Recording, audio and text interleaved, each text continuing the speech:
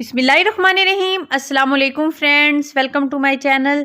Friends, आज मैं आपके साथ बहुत मज़ेदार चिकन लेमन पेपर की रेसिपी शेयर करने वाली हूं और बहुत आसान झटपट तरीके से बनाना सिखाने वाली हूं। तो इसके लिए वीडियो को फुल वॉच करें और चैनल पर नए हैं तो चैनल को करें सब्सक्राइब और मेरी वीडियोस को करें लाइक। चलें जी, शुरू कर लेते हैं।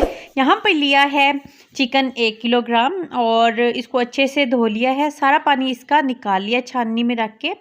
इसके बाद अब इसमें डाल देना है 1 कटोरी भर के फेंटा हुआ दही। दही को अच्छे से फेंट लेना है पहले ही। अब इसमें डाल देना है 2 चम्मच लेमन जूस और लेमन जूस डालने के बाद यहाँ पे डाल दिया है 1 चम्मच भर के नमक और नमक डालने के बाद यहाँ पे शामिल कर दिया है आधा चम्मच काली मिर्च पाउडर, आधा चम्मच गरम मसाला पाउडर डाला है। अब इसमें शामिल कर देना है लहसुन अदरक का पेस्ट। ये है 1.5 चम्मच भर के लहसुन अदरक का पेस्ट लिया है, वो डाल देना है। तमाम चीज़ों को अच्छे से मिक्स कर लेना है और चिकन को मैरिनेट होने के लिए जितना ज़्यादा टाइम मिलेगा उतना ही अच्छा है, लेकिन कम से कम इसको आधा घंटा तो लाजमन रखना है ताकि अच्छे से तमाम चीज़ों का फ्लेवर चिकन में आ जाए। कवर करके रख दिया तकरीबन 1.5 से 2 घंटा। इसको रखने के बाद अब जो है कढ़ाई में डाल देना है 1 बड़ा चम्मच कुकिंग ऑयल का, डाल दिया इसमें भरकर और उसके बाद दही में से निकालते जाना है चिकन को और वो रख देना है मीडियम टू लो फ्लेम है इस वक्त फ़िलहाल। जैसे ही चिकन इसमें रख लेना है, सारा सेट कर लेना है, तो उसके बाद फ्लेम को कर देना है मीडियम टू हाई के दरमियान में। चिकन को अच्छे से पहले फ्राई कर लेना है। चिकन लेमन पेपर में ये बहुत अहम स्टेप है। ये देखिए तमाम चिकन रख लिया और दही को साइड पे रख देना है। दही को अभी नहीं डालना इसमें। एक साइड से चिकन को तकरीबन 1 से 1.5 मिनट के लिए फ्राई होने देना है और फिर चम्मच की मदद से इसकी साइडें चेंज कर देनी है।